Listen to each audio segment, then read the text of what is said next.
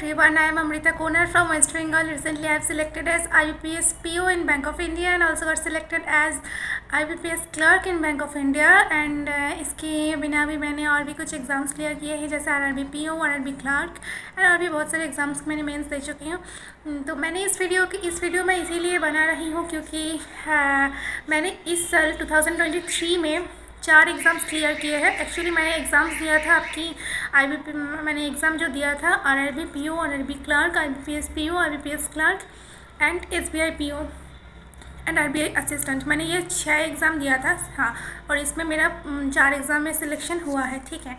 SBI PO में मैंने mains में आउट हो गई थी एंड RBI असिस्टेंट में मेरा लक सच में ख़राब था। मैंने 97 क्वेश्चन किया था बट मेरा नॉर्मलाइज्ड स्कोर 96.25 आया था, जो कट ऑफ था वो था 96.5। तो मैंने प्रीलिम्स में ही आउट हो गई थी जस्ट बिकॉज ऑफ 0.5 मार्क्स के लिए, ठीक है। बाकी सारे एग्ज़ाम मैंने क्वालिफाई किया है इस बार। तो मैं इस वीडियो में आपको मैं बोलना चाहती हूँ कि मैंने 2022 में जब मैंने इतना लो कॉन्फिडेंट फील करती थी और मेरा एक भी एग्ज़ाम अच्छा नहीं गया था, मतलब एग्ज़ाम प्रीलिम्स क्लियर होते थे बट मेंस में एक भी एग्ज़ाम के मेंस अच्छा नहीं हुआ था। इवन मैंने कट ऑफ के आसपास भी मैंने नहीं गया था, ठीक है। तो उससे मैंने कैसे 2023 में इतने सारे एग्ज़ाम में सिलेक्शन ले लिया, ऐसे मतलब मैंने इतना क्या चेंज कर दिया मेरा स्ट्रेटजी में कि मेरा सारे एग्ज़ाम में सिलेक्शन होने लग गए थे। इवन मुझे अभी भी पता है कि मैं अगर और भी एग्ज़ाम्स देती थी ना, जैसे कि NICL हो, ये सब जो NICL असिस्टेंट, UICL, ये सब एग्ज़ाम अगर मैं दे देती थी तो मेरा भी क्लियर हो जाता, बट मैंने और नहीं दिया क्योंकि और कितना एग्ज़ाम दूँगी, बाकी की जो स्टूडेंट्स हैं उसको भी तो सिलेक्शन लेना है ना। तो बस हाँ, अभी मैंने वही बताऊंगी कि किस तरह से मैंने स्ट्रेटजी में ऐसे चेंज किया था कि जिसमें मेरा सिलेक्शन हो गया, ठीक है। देखो, फर्स्ट जो 2022 में जैसे मैंने करती थी कि मैंने वीडियो देखती थी यूट्यूब में और देन उस वीडियो को मैंने बस देखती थी। उसके बाद हाँ, ना तो मैंने नोट डाउन करती थी, ना तो मैंने उतना प्रैक्टिस करती थी एंड स्पीड में भी मैंने उतना ध्यान नहीं देती थी कि हाँ ठीक है चलो कर तो रही थी ऑफलाइन प्रैक्टिस। मतलब ऐसा था कि किसी का PDF में डाउनलोड करके मैं उसको ऑफलाइन पर प्रैक्टिस कर रही हूँ, बट जो ऑनलाइन पर प्रैक्टिस होते हैं टाइमर के साथ और कम टाइम में ज़्यादा से ज़्यादा क्वेश्चन सॉल्व करना, ये जो एक मतलब तरीका होते थे, वो मैंने 2022 में ये सब नहीं करती थी। 2022 में मैं बस वीडियो देखती थी ऑन यूट्यूब पे और उससे कंसेप्ट थोड़ा बहुत क्लियर करती थी एंड ऐसा लगता है मॉक टेस्ट देने बैठ जाती थी। मतलब बिना कुछ प्रैक्टिस करके मॉक टेस्ट देने बैठ जाती थी। ऐसा लगता था कि हाँ हो जाएगा, या फिर कितना ही प्रैक्टिस करना चाहिए, 20 मिनट्स तो टाइम है, हो जाएगा, ऐसा लगता था। इससे क्या हुआ था कि मेरा जो फर्स्ट 2022 में एग्ज़ाम था उसमें मैंने कुछ प्रीलिम्स क्लियर किया था, कुछ प्रीलिम्स भी नहीं क्लियर कर पाई थी। देन आते हैं कि मेंस में मैंने मेंस में इतना ज़्यादा ख़राब परफॉर्मेंस किया था 2022 में कि मैंने इसीलिए एक भी स्कोर कार्ड शेयर नहीं किया था, ठीक है। उस टाइम पे मैंने उतना सीरियस भी नहीं था। मुझे ऐसा लगा था कि हाँ चलो, जैसे कि RRB PO लास्ट ईयर जब मैंने दिया था मुझे चलो लगा था कि हाँ ठीक है कंप्यूटर तो इजी है, हो जाएगा एग्ज़ाम के मतलब प्रीलिम्स के बाद पढ़ूंगी हो जाएगा, करंट अफेयर्स प्रीलिम्स के बाद पढ़ूंगी तो हो जाएगा। एक्चुअल में ऐसा नहीं है, एक्चुअल में ऐसा नहीं होता है कि प्रीलिम्स के बाद पढ़ूंगी तो हो जाएगा, मेरा नहीं हुआ था, ठीक है। देन मैंने वो सारे जो भी फ्लॉज थे उसको सब कुछ मैंने इस साल ठीक किया। लास्ट ईयर उससे भी बड़ी जो सबसे ज़्यादा दिक्कत है और मुझे पता है कि स्टूडेंट्स का सिलेक्शन इसी वजह से नहीं होते हैं, वो है लो कॉन्फिडेंट, ठीक है। हम एकदम भी कॉन्फिडेंट नहीं होते हैं हमारी प्रिपरेशन लेके, हमारे स्पीड लेके, और हम डरते डरते एग्ज़ाम देते हैं। जब मॉक टेस्ट भी देती थी 2022 में तब भी मैं बहुत ज़्यादा टेंशन लेके मॉक टेस्ट देती थी।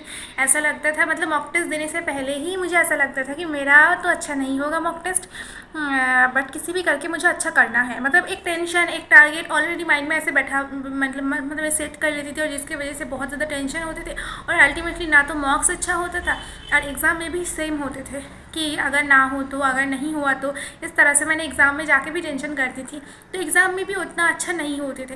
बट जब मैंने पूरा एग्ज़ाम 2022 में हो गया था SBI PO तक, तब मैंने जाके एनालिसिस किया कि क्या करना है, किस मतलब कैसे मैं प्रिपरेशन को चेंज कर सकती हूँ कि मेरा 2023 में सिलेक्शन हो जाए, ठीक है।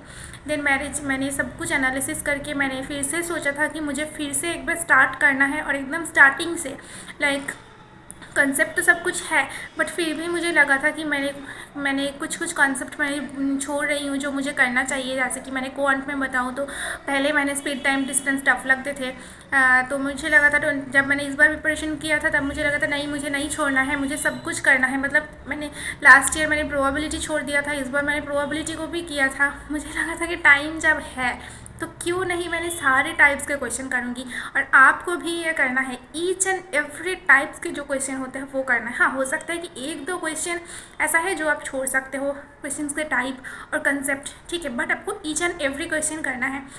इस साल में 2023 SBI PO मेंस में एक DI आया था प्रोबेबिलिटी बेस्ड, और वो बहुत ज़्यादा इजी था। जिन्होंने वो किया था उसका स्कोर अच्छा था। मैंने किया था बट मेरा सिलेक्शन नहीं हुआ था, बट हाँ मोस्टली स्टूडेंट्स के द्वारा वही सॉल्व हुआ था, क्योंकि बाकी क्वेश्चंस बहुत टफ था। तो आपको एक भी चैप्टर छोड़ना नहीं है, बिकॉज अभी भी टाइम है आपका। अगर अगस्त से एग्ज़ाम स्टार्ट होते हैं तो आप, मुझे पता नहीं अगस्त में होगा या नहीं होगा, क्योंकि वोट भी है, तो आपको क्या है, अभी से ईच एंड एवरीथिंग प्रैक्टिस करना है। और एक बात, जितनी सारी आपकी प्रीलिम्स और मेंस की प्रिपरेशन करना है ना, वो आपको अगस्त तक करना है, क्योंकि अगस्त के बाद से ना तो आपको सिर्फ आपको मॉक टेस्ट देने का टाइम मिलेगा और करंट अफेयर्स पढ़ने का टाइम मिलेगा। क्योंकि जब आपका अगस्त में RRB PO RRB क्लर्क हो जाएगा, उसके बाद से मतलब ऐसा होगा कि 20 डेज़ बाद आपके मेंस आएगा, प्रीलिम्स आएगा, मेंस आएगा, प्रीलिम्स आएगा, तो आपको बिल्कुल भी पढ़ने का टाइम नहीं मिलेगा। तो आपके जितने सारे कॉन्सेप्ट है ना, वो सब कुछ अभी क्लियर करके रखना है। अगर आपको जो आपकी करंट अफेयर्स है वो आपको अभी अप्रैल से पढ़ के रखना है। आपकी जो कंप्यूटर है जो RRB में, वो आपको अभी से पढ़ के रखना है, ठीक है। तो जो सबसे इम्पॉर्टेंट है वो है आपकी जो प्रैक्टिस होगा, वो आपको अगस्त से पहले तक आपको सब कुछ कंप्लीट कर लेना है, ठीक है। उसके बाद से ना आपको टाइम मिलेगा और ना कुछ, सिर्फ आप मॉक टेस्ट देने के टाइम, आपको मॉक टेस्ट देने का टाइम मिलेगा। तो आप इस तरह से प्रिपरेशन करो। और सेकंड है, आप बहुत कॉन्फिडेंट होकर एग्ज़ाम दो, मतलब ओवर कॉन्फिडेंट नहीं, बट जो एग्ज़ाम जो आप घर पे बैठ के प्रिपरेशन कर रहे हो उसको लेके आप कॉन्फिडेंट रहो कि हाँ मैंने ये किया है, मुझे आ जाएगा और मैं इसको करूँगी। मतलब इतना अच्छे से प्रैक्टिस करो कि अगर एक क्वेश्चन आपने, सपोज मान लो एक प्रॉफिट एंड लॉस की क्वेश्चन, ठीक है, जो डिसऑनेस्ट डीलर होते हैं उसमें बहुत सारे लोगों की प्रॉब्लम होती है, या फिर फ्री आर्टिकल्स होते हैं, इसमें प्रॉब्लम आते हैं बहुत सारे स्टूडेंट्स की।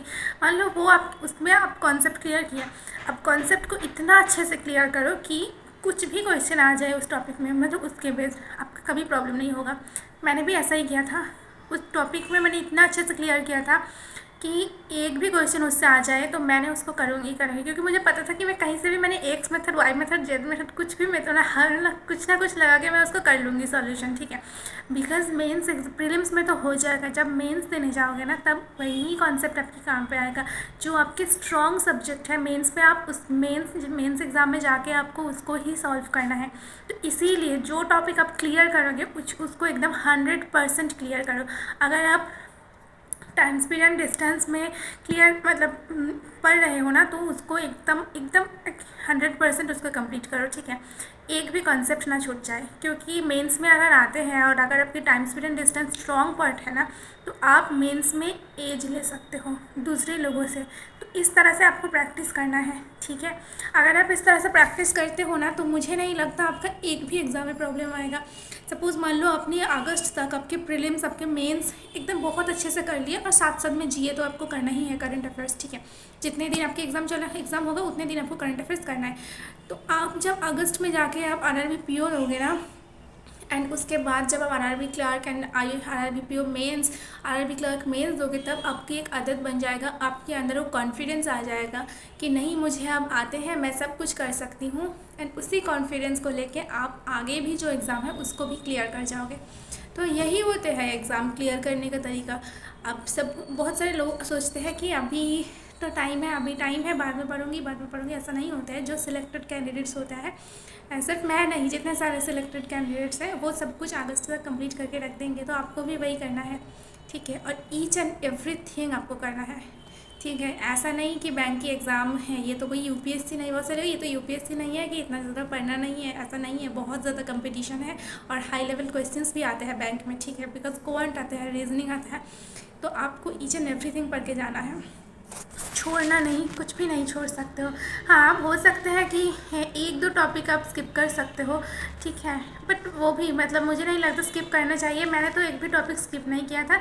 हाँ, करंट अफेयर्स में आप कुछ टॉपिक्स आप स्किप कर सकते हो, जैसे मैं जैसे स्पोर्ट्स, फिर भी मैंने इस साल स्पोर्ट कर लिया था, जैसे मैंने ऑथर्स छोड़ देती थी, ये है ऑबिचुअरीज मैंने छोड़ दिया था। ये इस तरह के क्वेश्चन आप स्किप कर सकते हो जिसका वेटेज है ही नहीं, बट जिसका वेटेज है वो आपको पूरा करके जाना है, ठीक है।